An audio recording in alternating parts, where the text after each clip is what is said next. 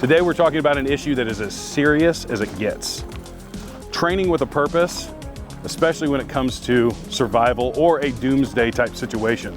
You're gonna have to get outside of your bedroom, outside of a flat range, and get somewhere where you can start to actually practice doing some of the things that you've envisioned in your mind while you are practicing on the flat range.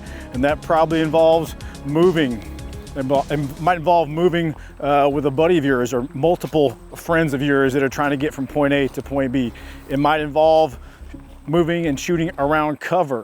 It might involve a lot of things that are gonna require you to get outside somewhere into the wilderness and do some of the stuff that you've only thought about before. And the first key to all of this is situational awareness. Whether you're in a urban wasteland or deep in the woods like we are here, you need to know your surroundings. You need to be aware of your surroundings. You need to be constantly scanning through the woods for potential threats, for potential even people that may be able to help you.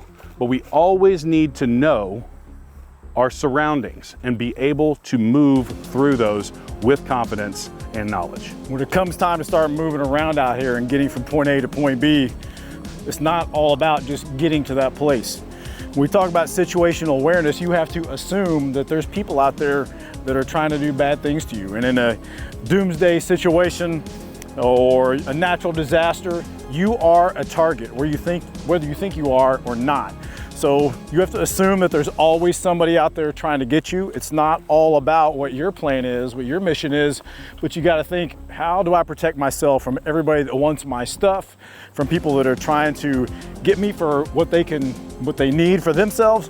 And so you are constantly not only thinking about how to get to that place safely, but thinking about who else is out there trying to come get me.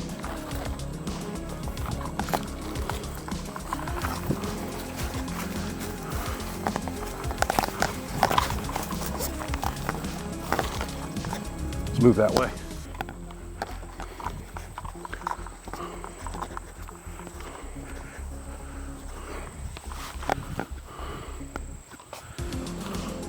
Down there, that path, and in a normal situation, this would be an ideal place to go, but this is not a normal situation. This is a situation in your life when people are trying to come and get you and get your stuff, and you're trying to get to loved ones, to family, to other resources that you've got in another place. You don't have a vehicle and you're on foot. So what we need to do is stay off the beaten path. That's why you don't walk down the middle of an interstate. You don't walk down the sidewalk of a road trying to get somewhere, because you're broadcasting to everybody where you are, the supplies you have on you, and also they might try to follow you to where your stuff is at. So at this point, it's time to get off the beaten path and stay as covert as possible. So if you come with me, you take that and I'll get this over here.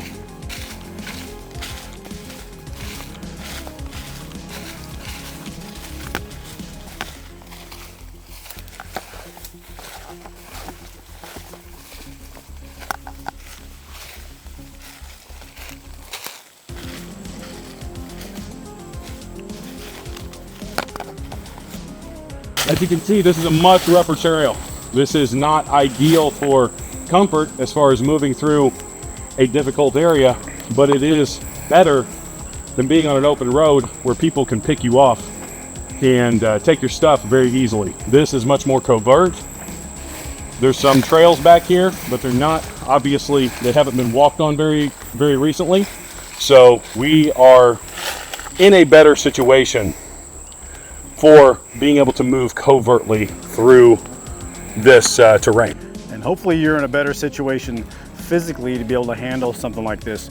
If you have to walk 30 miles, 50 miles to get home because no vehicles work anymore and the interstates are jacked up and really bad things are happening, it's gonna be tough. It's gonna take a long time. It's why it's important to communicate with your family ahead of time.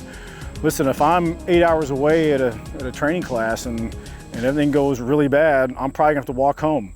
Let them know that might take you 30 days or 2 weeks or whatever the case is, because that's what it's gonna take. It's gonna be slow, it's gonna be very time consuming, very physically demanding, but you need to be ready for it. Your family needs to be aware of your plans in advance, and then be smart about it. This is the biggest game of hide and seek you could ever play in your life, so you have to do it right. You can't take chances. You can't just hope that things will work out. You have to make them work out. So what does it look like to train with your equipment?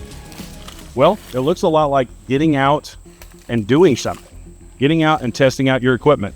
You know, we look at this stuff on the internet, we think it's cool, we watch a video here and there, and we're like, oh, that looks like a really cool bag or a really cool pouch. We never test it. And that's a big fatal flaw, because when the stuff actually hits the fan, you don't have time to test it out. You don't have time to see whether it's failed or not. And that's a big thing that all of us should do. It's a really, really important step. Don't just buy your equipment, test it out. You're gonna have to get outside and actually what we call prove up your gear and your tactics to some extent. So in the law enforcement world, when I was doing drug unit stuff, we have to prove up anybody that was an informant, a snitch, whatever you want to call it, to find out if what they were telling us was true, if it was legit or not. Now, we did that several different ways. We would follow them around, have them make phone calls to drug dealers, and try and verify the information they were giving us first. When it comes to your gear, you also have to prove it up. You have to actually get it out of your living room onto a range and go use that stuff. You don't want optics flying off the first day you shoot it. You want to make sure your mags work with the ammo you have. You want to make sure your kit, your duty belt, all that stuff isn't falling apart and leaving a yard sale behind you as you walk, run through the woods, whatever it is. So it is critical. And I'm not saying you're going to have the same gear setup forever. It is going to change, but when you do get brand new gear or you're changing a setup, you need to test that stuff out, and you're just gonna have to get out somewhere. You're gonna have to find a nice patch of outdoors somewhere besides your 10 by 10 backyard to get this stuff and give it a whirl. So that's gotta be part of your journey of this whole firearms training lifestyle. Is in the beginning, it might be dry fire in your bedroom. It might be going to an indoor range. But at some point, you're gonna have to get to an outdoor range. You're gonna have to get to a big spot of outdoors to test your equipment, run around with it, test its long range capabilities, and see if this stuff is really working for you beyond just what the YouTubes said. So get out here and start proving it up. Hold on, man, it's getting dark. We need to figure out what we're gonna do. I don't have any night vision, so we're gonna have to figure this out. Yeah, you're gonna have to figure this out too. So what's really important is to know the capabilities of all your equipment. And we see a lot of people, it's really cool and Gucci to get some night vision out there and spend a ton of money on night vision. I'm not saying don't buy it, but think about your situation, the capabilities, where you might need it, and where you're gonna be heading. Here's some things you need to think about that most people don't think about. Night vision is a advanced piece of technology that requires batteries, that requires other kit, like a helmet probably. So it's labor intensive to make sure this stuff is working all the time. In my law enforcement experience, we did a lot of surveillance at nighttime on a lot of bad guys. Rarely did we actually need night vision. Even on SWAT call-outs, hostage rescue, we didn't need night vision. It was very rare moments and situations and targets that we needed that stuff. So you gotta think about it. Is it worth it for me to lug that stuff around all day in the daylight just so I might need it at nighttime? So if you don't have night vision, or you've decided I'm gonna wait on that piece of kit, nighttime is the time for us to shine, because daytime is a very dangerous time to be moving around. I would try to be moving at nighttime as much as possible. There's usually moonlight, ambient light. You're probably not so far out in the boonies that you can't see at all. And even if you are using a little bit of light from a handheld, it's not necessarily going to give you away too much. So try to move at night if at all possible. And at nighttime, move slowly. Movement is the #1 thing that somebody else is going to pick up on. So if you can control the speed of your movement at nighttime, even without night vision, you're probably going to be in a very good shape. All right, so here we are, and the final part of this is probably, you need to know how to use your firearm. You need to know how to train with it. And we do talk about how you shouldn't stay on a flat range. Really flat range, you learn techniques, you learn fundamentals, and then you put them to the test out in kind of more real world environments. But I think there are a lot of benefits to flat range training. You learn your fundamentals, you learn the things that are important, and you get to actually test and evaluate your performance. You know, we can go out and do a lot of stuff out in the woods and run around. It's all kind of ambiguous though. We really don't know exactly what our performance level is. Like, how good are you hiding in the woods so nobody can see you? Like, if it's just you out there, you don't really know. When you come back to the flat range, you get to put a piece of paper on the target backer and stand at 7 yards and shoot a target and count how many bullet holes are on the target. And so you get an actual finite performance evaluation of how you're doing. So it's a huge benefit. You need to know what your standard is. Like, what do I need to be performing at? What level is good enough for me and the gun I'm shooting? So that's the big benefit of the paper range. You also get to obviously test the fundamentals. There needs to be a progression of your training from, I'm just gonna work on some different stances and make sure my grip is good, make sure my trigger control is good, follow through on the trigger, my sight alignment, all the basic stuff can happen right here. So that's primarily with the handgun. And when it comes to the rifles we've been running around with, you need to become very familiar with that system. And I mean system because you've got a gun, you've got optics, you've got different things working in concert together. You had better be very good at zeroing a rifle.